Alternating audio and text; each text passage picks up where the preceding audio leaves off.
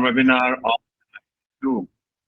And this is a new subject which has come up and it's very much catching up in the European Union. And we have a few clients in Ireland, France, Spain, and there has been some requests for this subject we called NIS2. So how does it matter to organizations and how can they manage compliance given that the compliance deadline is already passed? And so that is speaking like frantic effort by many companies to catch up to the compliance requirements. So this is something that we put together a webinar that you can perhaps get ready in the next 3 months. So let's jump right in and see how it is. And as always, let's keep the webinar lively. Put your questions in the comments box. And if you're there watching on YouTube, what you can do is put your comments, put your questions in the comments box, and then I can get back to you on this. Typically, there are quite a few questions coming in, and many a time I'm not able to respond to all of them on the fly. But what I can promise you is that as the webinar ends, I'll definitely write back to you personally with my answers. All right. So let's just jump right in, and thank you again for signing up. So this is our quick on our YouTube channel. It is literally the #1 on YouTube with the number of subscribers and the play hours that is there. And everything is free. Everything that you see on the screen is free. So do subscribe. You can see the link on your in the chat box in case you're watching live. And in case you're watching on YouTube, then do click on the subscribe and the bell icon to keep updated because we literally update like one video a week or so. So this will help you. And as I said, everything is free. So this is about me, and yeah, there are a few who are there online and they are my clients, and it's a privilege to have them over here. And those who are not knowing me or my company, so we are there for since 2004, and literally speaking November, and then on the 1st of December, our company would cross 21 years. So we'll be stepping into 22 years. That's about the company, and this has been a long journey for us. And I personally have been in this industry for like more than 30 years, and I'm myself a QSA, QPA, SSA, CS, CISSP, many things. So let's not get much into that. But as a company, you've been there in cybersecurity for ages now, and we have worked with some of the topmost companies. Most of our clients are in the SME segment. So what happens is that you've got a very diverse view, and our webinars typically present what you've seen and what you've heard, what you've seen our clients say, what you've observed in our audits. And so I try and crunch all that into my webinars. So I really hope this helps you. All right. So going ahead, this is the agenda which you received by email or in the invite on LinkedIn or wherever you must have signed up. And it is what is NIS2, who it affects, why new companies cannot ignore NIS2, and NIS requires cybersecurity measures. Oh, you can read the whole thing. It's the same yada yada that you got in the invite. All right. So let me not waste your time reading it again. What is NIS2? So let's look at a brief history, and of course it is related to NIS2. So before you get missed out in the wordplay, it is not NIST, which is like a very popular standard NIST cybersecurity framework, NIST CSF, but this is NIS2. Yeah, and 2 means there was a 1. So we'll get into that also. So NIS2 is the updated European Union Directive 2022. And 2555, adopted in January 2023. So formally it was 2016-1148 European Union Directive, and it was outdated due to the rise of ransomware, supply chain attacks, and digital dependency. So here, what really changes are a few things that I'll just summarize over here. Number 1, it expands the scope of Annex 1. It is basically what are the essentials and what are the important sectors.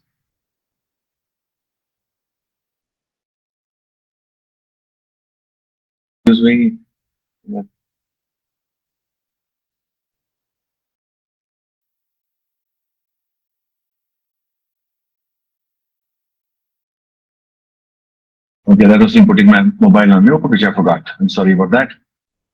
So then, of course, expands the scope of Annex 1, essential services, what is meant by essential, and Annex 2, which is the important sectors. So this covers which companies are actually in scope, and then more focus on supply chain and third-party security obligations and how the incident reporting happens, because typically speaking, that's always taken for granted. So this NIS2 update covers that. Next is the executive and board accountability for cybersecurity oversight.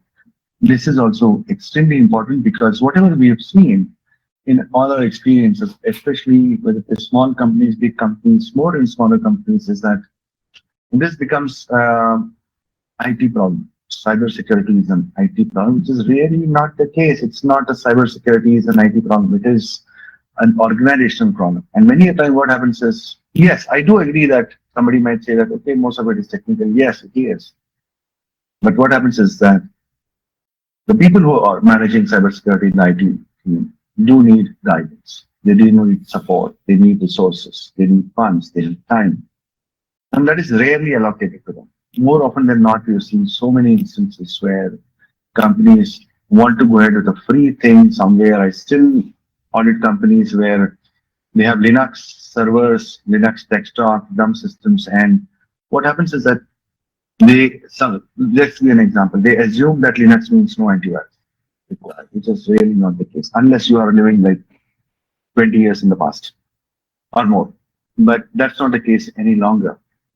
Plus, backup systems take time, take money. Backup links take time and money. Disaster recovery systems takes time and money, and that is typically never or very rarely allocated in the way that it is due. So, cybersecurity oversight by the management is extremely important. Holding the management responsible is extremely important for whatever happens in cybersecurity, and that is covered extremely well in NIS2 now. And this is the timeline. As you can see, NIS1 directive adopted on 7 June 2016. The first European Union-wide cybersecurity framework was established, and then going ahead, implemented, and then growing ransomware and supply chain attacks showed NIS1 was no longer sufficient. That is just 4 years down the line. In 7 July 2020. And really what I appreciate about the way these unions and this overall regulatory oversight works, which is very rare to see in many countries, is that just look at this. They didn't take 20 years to find out that something is not working. In just 4 years, 2016 to 2014, they realized that the standard is inadequate. And then the work started for the next version. So, and then within, say, 7th July to 16 December, this is just like 6 months down the line, the European Union, the European Commission publishes the proposal for NIS2. Then just another 1 year down the line, the negotiations with the council begin. Why negotiations? Because European Union, if I'm not mistaken, is 27 countries. So then the discussions with all the various member states and stuff. So then the parliamentary approval came on 13 May 2022, 10th November 2022, there is the council formally approves NIS2. That is on 10th November 2022, and the final legal approval is granted. And then the directive becomes officially recorded into the European Union law, NIS2 published in the official journal. And then again, member states must now begin national transposition. What does transposition mean? See, understand. The European Union as a whole approves an approach to something, which is in this case cybersecurity. But each of the member states must transpose those requirements into their individual independent laws. It is still called NIS2, but then independently they have to ratify it in their country's parliament. Now, the way things work is that typically you cannot downgrade the standard. So NIS2, somebody can. So Germany can maybe make it more stricter, more firmer, or add something more to it, but they cannot dilute the standard. And then again, member states must now begin the national transposition that began in 16 January 2023, and then each country must finalize its own NIS2 laws, and the organization begin compliance in 16 October 2024, and which was the deadline for member states to transpose NIS2, which is 16 October 2024, which is like just 1 year. It's very interesting. Just look at this. 7 July 2020, they began the consultation for EU for NIS1 being updated to NIS2, and just 4 years something down the line, we have a new standard which is now discussed, approved by the entire council, and then rolled out across the various member states. It's very interesting because in many countries, even a small law takes years and decades, and here an entire framework spanning 27 countries gets rolled out in 4 years. It's amazing. It's great work by the European Union, and I applaud them for that. So who does NIS2 affect, and how to know if your organization is in scope? This was a key question for us from our European Union clients. So we looked at earlier, and there was the essential entities and the important entities, annexure 1, annexure 2. So what does it cover? So critical sectors such as energy, transport, banking. So if I can summarize it, what drives the country forms in the essential entities. And what is important but doesn't necessarily becomes a showstopper for the country on an urgent basis becomes important.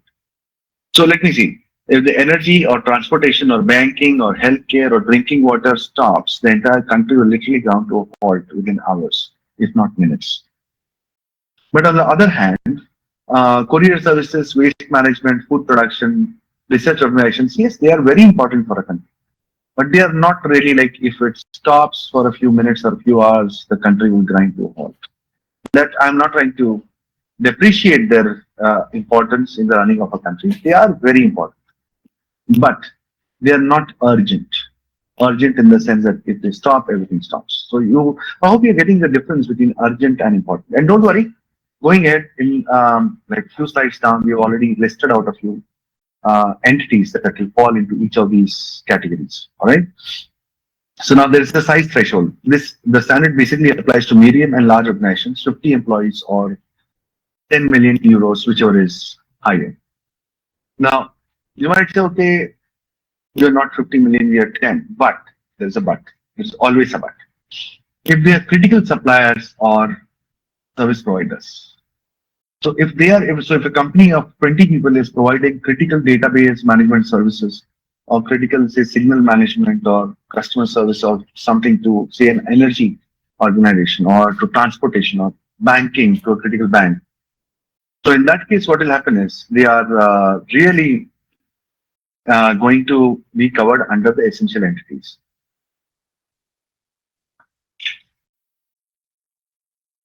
And then, of course, there is a supply chain and the non-EU rule. So if you provide IT, cloud hosting, managed or security services to an NIS2 regulated entity, and also be in scope, even if a company is outside the EU.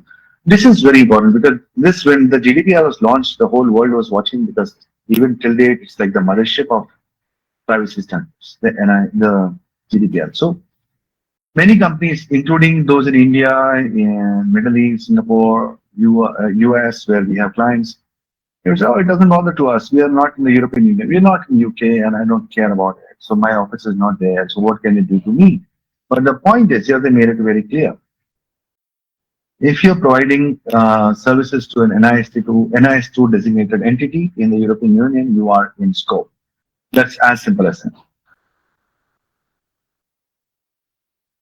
Now, somebody might say, yeah, but even if I don't follow, what will it do to me? Because you can't follow me. Let's assume I'm in Dubai or I'm in India. What will it do to me?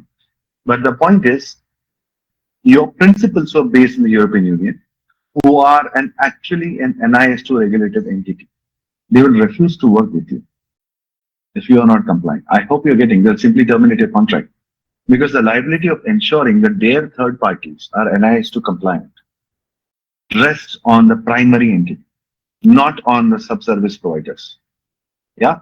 So of course you need to get this thing, but they'll be in deep soup and they will not take the chance with this because as you'll see ahead, the way NIS2 works and the overarching and the widely covered, widespread entry that they have into organizations is very, very firm and very strong and very radical, I might say so. Moving ahead, as I said, these are a few of the sectors and the example of covered entities as to what is covered under what, in case you're confused as to what could get covered under, say, financial market infrastructure. So that could be the central counterparties, central security depositories, and in the hospital, suppliers and distributors of potable water, wastewater treatment, internet exchange ports. So we've given some examples of what is covered under essential entities. And then again, we see in the important entities, what could be covered. So here you have some clarity on what is covered under which category. So in case you're confused, you know what to do. Yeah, let's move ahead. So why European companies can't ignore NIS2, the risk and the penalties. This is very, very important. Now, You might see you're not a European Union company, but you will know why these companies would refuse to work with you if you're not located in the European Union, but they are covered under NIS2 and what they can do because they are covered. They are heavily what to say regulated. They are the possibility of getting penalized is very high, and even the penalties are pretty steep. So what are the hidden risks? So fragmented cyber defenses is because without NIS2 aligned governance, more often than not, we have seen that the security posture is uneven across departments. So there could be some IT team doing well, but the operations team doing not so good, and the HR couldn't care less. So those things are there. Then supply chain weakness. Most of the organizations still onboard vendors without proper due diligence or security verification. So they typically would say, "Are you ISO certified?" And that's not enough. So delay detection, and this is one more thing: supply chain weakness for third parties. Many a time, companies would simply say, "We have written all the requirements in the agreements, and we have got the agreement signed, so it is their responsibility." No, and yes, well, so yes, it is their responsibility, but no, you can't hide behind the agreement because that is your responsibility to ensure that they are actually following it. When I say your responsibility, it doesn't mean that you go and make it happen over there, but you simply have to enforce it. So if those companies, the supply chain, third parties, outsourced parties want to work with you, they better fall in line. Otherwise, the contract goes. Simple. And then the leadership blind spots, as you have covered earlier, many times, so many times I've seen the security becomes an IT job. The management is least bothered in case there is a ransomware or some downtime. Then suddenly, oh, what happened? What happened? Let's have a board meeting and see what happened, what failed where. And then, of course, the one who's the reprimanded is the IT guy, the poor IT guy who didn't even get the right sources, the budgets to do his job. So it's not just an IT job. So escalating incident impact. So of course, if you're not prepared, recovery times are longer, losses are higher, and the outages are also more steeper. And then without continuity plans, even minor cybersecurity incidents turn into full-scale operational crisis. And the loss of market and client trust. So non-compliant leads to public exposure, contract losses, and reputational erosion. So yeah, because if you are in that essential entity space, and there is some sort of cybersecurity issue, then there's a lot of loss of reputation which really can get to you. And again, pricing regulatory and then again regulator intervention. That's the point that you need to be very, very careful about because under NIS2, the regulator intervention is very steep. It's quite unlike that I've seen in many other standards. So this is very, very interesting. And that's where the impact and the seriousness of NIS2 comes into place. So these are the power of the regulators. It was unbelievable when I read it the first time. So watch. So regulators can inspect systems from the inside out whenever they want.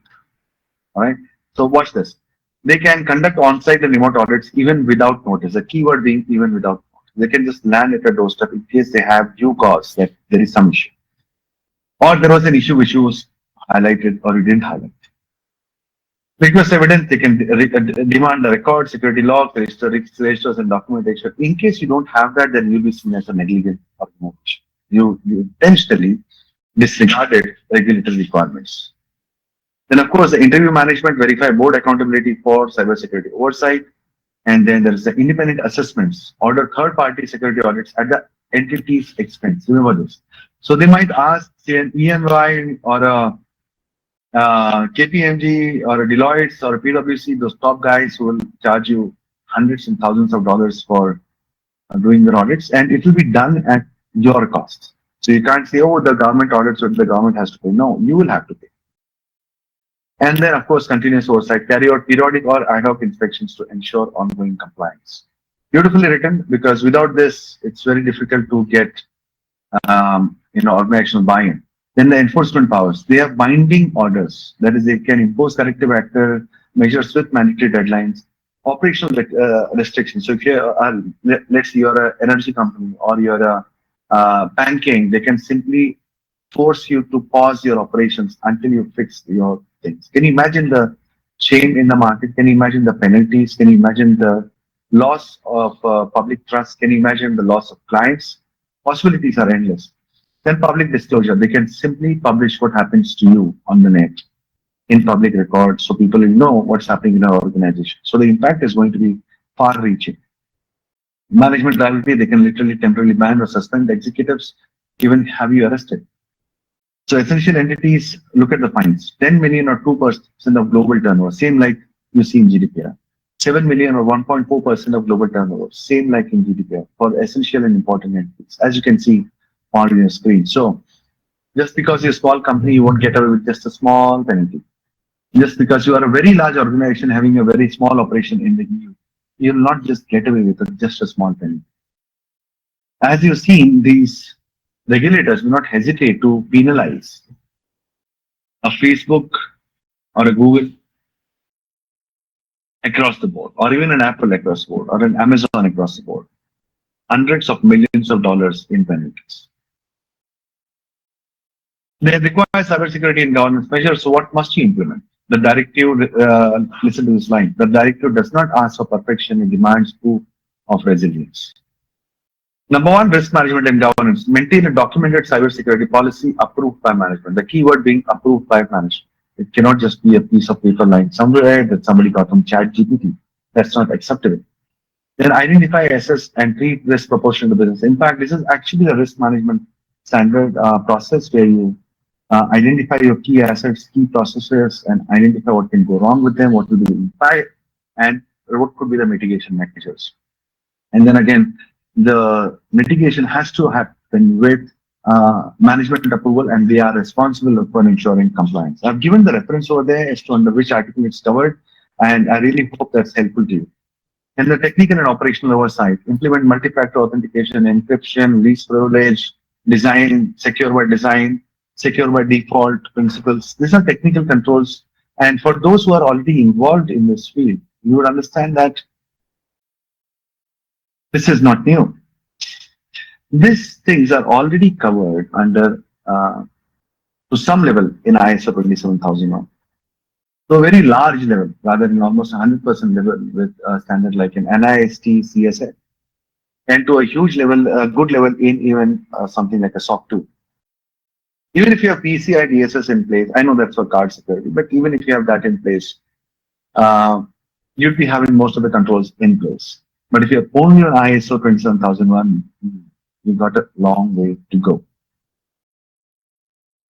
Now, business continuity and crisis management, end-to-end business continuity, backup, disaster recovery, regularly test, demonstrability. Now, in case you have already done DORA compliance, then again, you've got most of the things in place.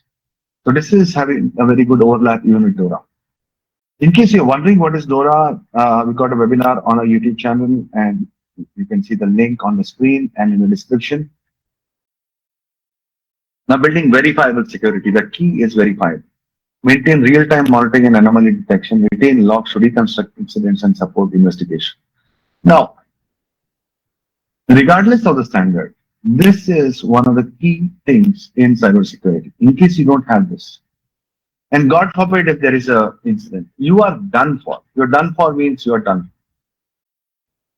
I cannot think of a bigger, of course, there are quite big oversights in organization, but an organization who doesn't even have a system of continuous monitoring and detection and response, and across the board, you will fail each and every audit with major findings because there is nothing that you'll be able to do as compliant. So this is, I believe, in my humble experience, in my humble opinion, this could be one of the most important things that you really need to think about. Then supply chain and third-party security. Again, MSPs, including security clauses and reporting obligation and contracts, you are accountable. That's the main thing. Because companies stop with the second level. That is, include security clauses and reporting obligation in contracts. But is that actually being done? Is that company capable of doing that? And are you reviewing it? That's your responsibility. You can't just stop. Many companies stop with the second line. Include security clauses and reporting obligation in contracts. Companies stop with this. You cannot. Because you have to remember that you are accountable for vendor incidents that affects your services. Yeah. Then secure development and validation. And again, it says conduct periodic penetration testing and code review, and preferably through CREST certified. Like CREST is like a global body for accreditation and certification for pen testing companies. So we are one of them. And there is a very steep process for getting CREST certified, and it's a pleasure to be there. And so the accountability is very high, the insurance requirements are high. So maintaining a coordinated vulnerability disclosure process, applying security by default principles.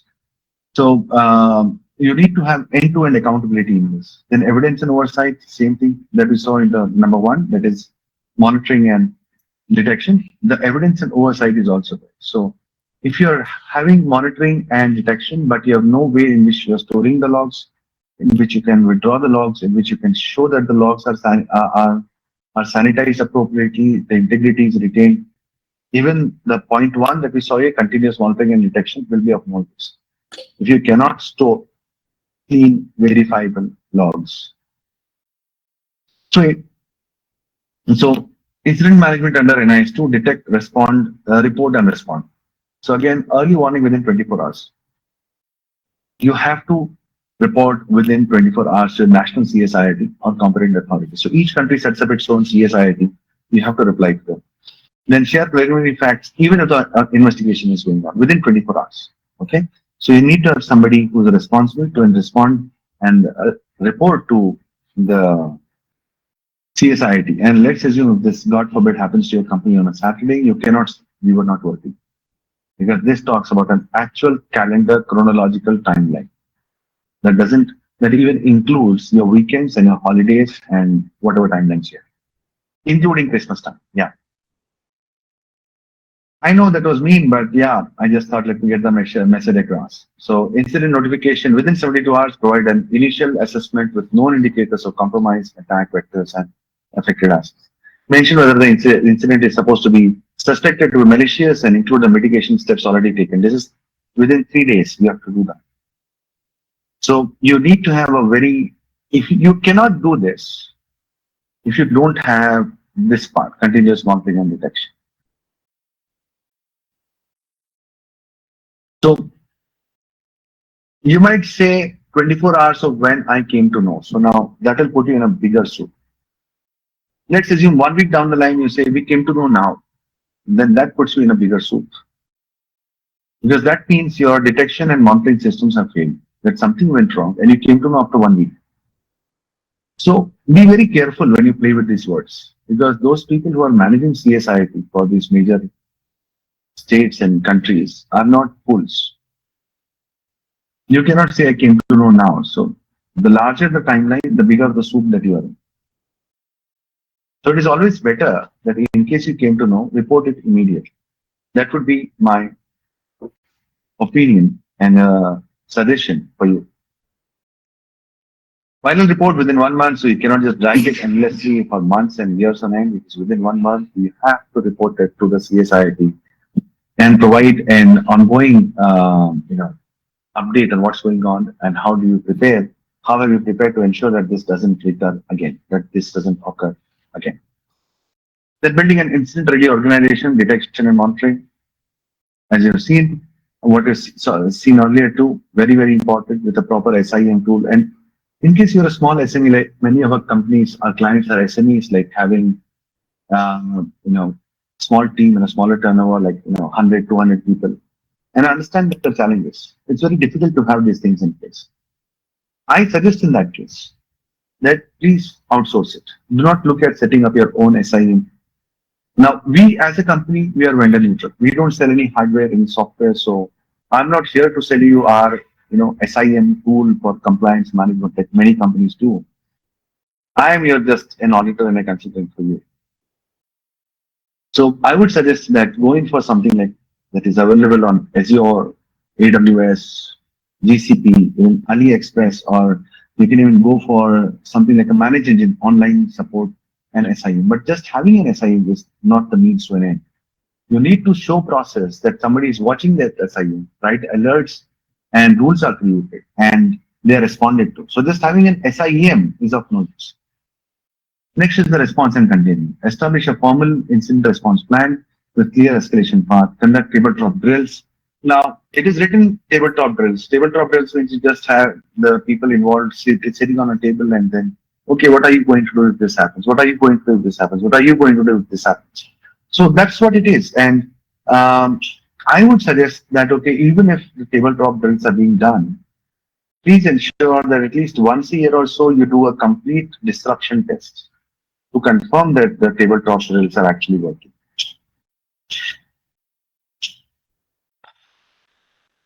So communications and coordination predefine who reports what and when. So you don't have people, irresponsible people in the company giving random codes and bytes through the newspaper or to various sites or even to the regulatory authorities, which could be wrong and getting into further trouble. So ensure communication, secure communication channels through during the crisis, keep records of all notifications and response for the audit. And then, of course, the post-incident review, which is very important. That is analyze cause, response time, and containment effectiveness. Update risk registers, policies, and controls based on lessons learned. Treat incidents as evidence for maturity improvements, not failures. So this is when you're having incident, there is nothing wrong with it. And if I share an experience, I go for audits, and if in 1 year's time there has been literally no incidents, that is something that is a flag for me. Because it's really not possible that no files was lost, no virus detected, nobody like a some incidents was caught, like it could be some patch was missed, it could be some external attack that happened, not happened to you really in 1 year's time. So that is something that you need to prepare for. And if you are a proper, honest, mature organization, you'll have incidents to show and also show what you did to fix it. So let us look at the 90-day roadmap that I promised you in advance. In the first 30 days, appoint leadership and define scope. The leadership cannot be IT. Right? So look at somebody who's from the quality assurance or somebody who's leading delivery or somebody at a senior level like a CISO, CEO type person. And then clarify regulatory boundaries. That who all will be included in the audit. It cannot be who we choose to be, it is what actually is covered in the scope as per NIS2 requirements. Then done a gap assessment and a risk assessment. So compare current frameworks against Articles 20 and 23, 20 to 23 of NIS2, which is ISO 27000, SOC 2, GDPR or DORA. In my humble opinion, do not include ISO 27001. Go for something like a SOC 2, which is much more mature, much more up to date, much more comprehensive. And SOC 2 also contains, this I say with authority, the reason being we have been doing ISO for more than 20 years and we've been doing SOC 2 for like 10 years now. So I know what I'm talking about. Same goes for GDPR and DORA. So I'm a very practical person. I don't just go by what is a hype about. So I'm telling you in a very practical. Leave out ISO 27000. There's nothing much to offer. What you can do is look at a SOC 2, look at a GDPR, look at a DORA, which is much more comprehensive, much more up to date, much more on the ground requirements are there. If you have SOC 2 and in SOC 2 there is a privacy trust principle if you include, much of the key parts of GDPR is already covered over there. So you get the added benefit. So document where you're already compliant, where you fall short. That is, of course, a classic definition of gap analysis, and then rank gaps by risk impact and regulatory priority. So that's how, anyway, you have to rank the gaps. So you need to do it in the right way, prioritize them appropriately.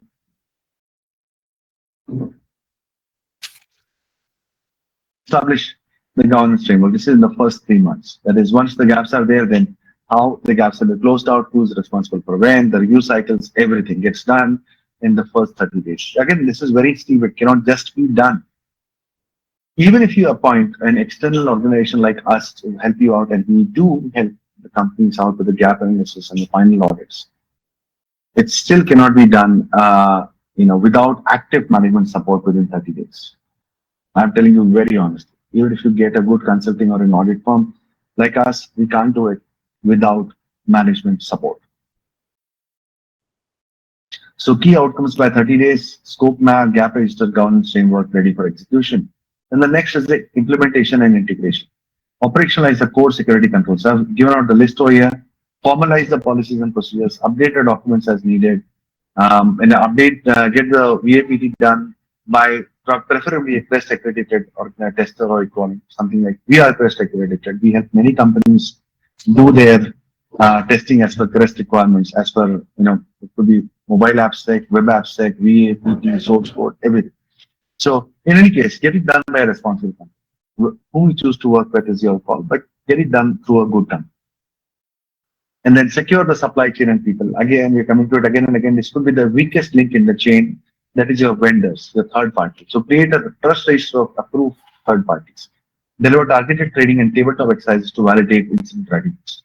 Then key outcomes by day 60, active technical controls, approved policies, incident response flow, trained personnel, and supplier assurance in place. Then days 61 to 90, that's the third month, test readiness under pressure, conduct a mock incident and audit simulation, review the traceability of decisions. Every approval and log must be timestamped and signed off. Quantify and document the evidence. It is very important that we have, if you just have the policies, procedures, but no records of implementation, the audit will fail. So this audit for compliance for NIS2 will happen at two levels. It's a design and control effectiveness. So design effectiveness would be the policies, procedures. Control effectiveness would be how you are doing the implementation. So the second part is also very important. So you have to pay attention to that. There is institutionalized continuous compliance. So let's assume you call us for NIS2 audit. If you have all the policies in place, you have all the evidence of past implementation and the control effectiveness in place, but you don't have controls to show me that even after I leave, you'll be able to manage it on a continual basis, I will give you a negative point. I will let you know that there are serious gaps in management oversight and compliance, continual compliance. So this is something that you need to have in place. Verified controls, documented evidence, board approved accountability, and a repeatable compliance cycle. A few quick Q&As. So how realistic is getting NIS2 ready in 90 days? Okay, this is a tricky question now. Honestly, depends on where you're starting. So if you're from ground zero, no matter whom we choose to work, no matter who, it's impossible to get it done in 90 days.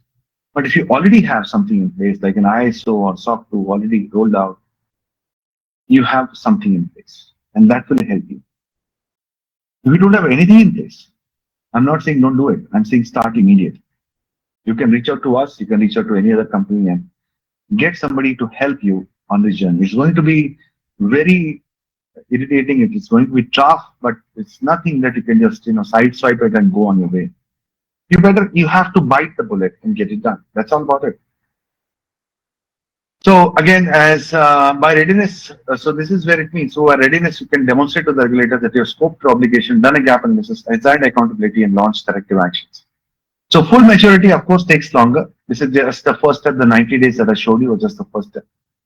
But you can actually show a compliant posture within 90 days with a focused plan. So this is a thought. You should start now. NIS2 deadline started with the national laws on 17th October 2024. The latest was 17th April 2025 for essential and important entities. So that's like already 8 months gone, 7 months gone. As on date, that is November 25. So we usually break this up into three sprints: scope and assess, implement, key controls, validate, and document. So yes, you're right, and we've already seen those three steps earlier, but you need to get started at the earliest before something else goes wrong and you're literally seen as a negligent organization. Keep compliance sustainable after the first audit.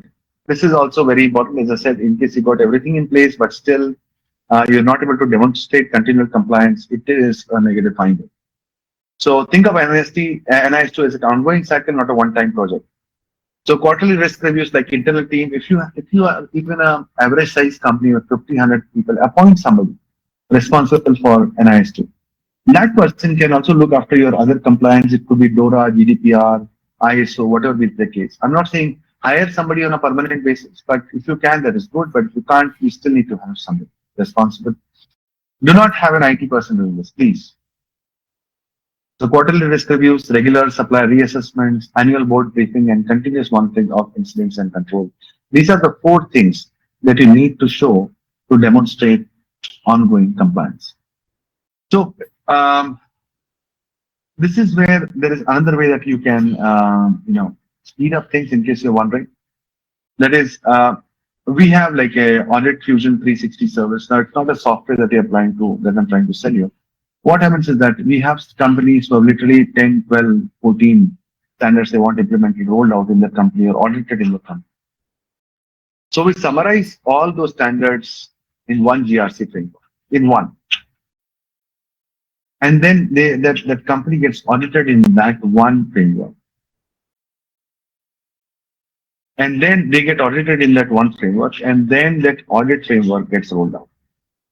And the audit gets done in one cycle, not 12, 10, 14 audits, one audit. So you save time, you save money. And with that one audit GRC framework, you're able to even manage compliance across multiple standards. So that's how things work. So how often it should be done? It should be done at a minimum compliance 1 year, like any other standard. You should be having quarterly internal reviews. Post-incident reviews are mandatory, and periodic assessments of supply chain risk, typically every 6 to 12 months for important entities or essential entities and your third-party service providers. Then what should be the first step? As I've already said earlier, start with governance, then technology. Don't do the other way. Oh, let's get the firewall, let's get the backup, let's get the antivirus. No. Start with the governance. Plan out what you want to do, how you want to do, and then get into actually doing. So document what you have to do and then do what you have documented. That's how it goes. Then, of course, the full gap analysis, as I've already seen earlier. In case you missed that part, again, go back to the previous section where I've covered how to do the gap analysis, what ought to be covered and all.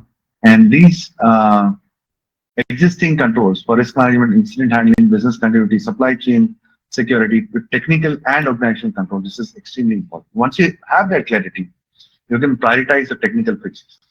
But then, skipping governance is really of no use, and you land in a bigger soup.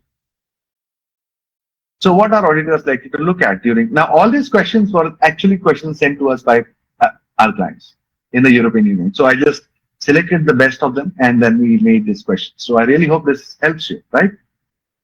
So evidence of management accountability, board sign-off, executive awareness sessions, and gap closures, and evidence-based testing of implemented controls, and not just documented intent. So just the policy is not enough unless you have evidence to show that you actually rolled out the policy.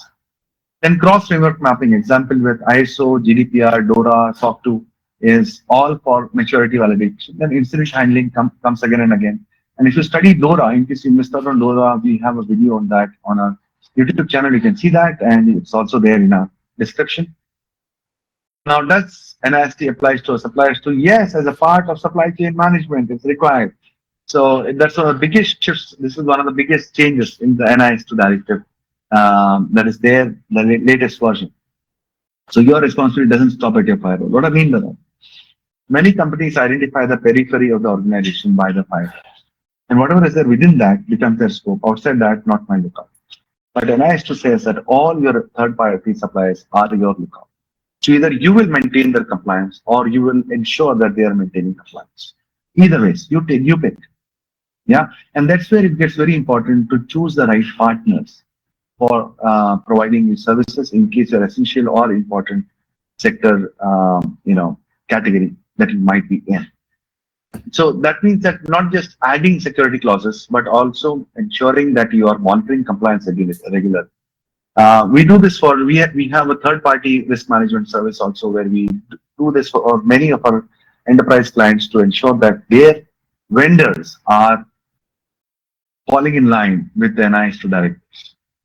Okay, so that brings me to an end, and that's my 21 years of trusted service. That's our YouTube channel and our LinkedIn page. Do follow it, and that's the contact details. And before we go, don't jump. Before we go, there's a survey form. Please fill it. It helps us understand where we are and how it helps this webinar, give us suggestions for new webinars. All right. So, and please fill the survey form before you leave. And thank you again for sparing your time. It's been a pleasure. Thank you again for being there, and I'll send you the invites for my next webinar. I look forward to seeing you there. Take care. Good day.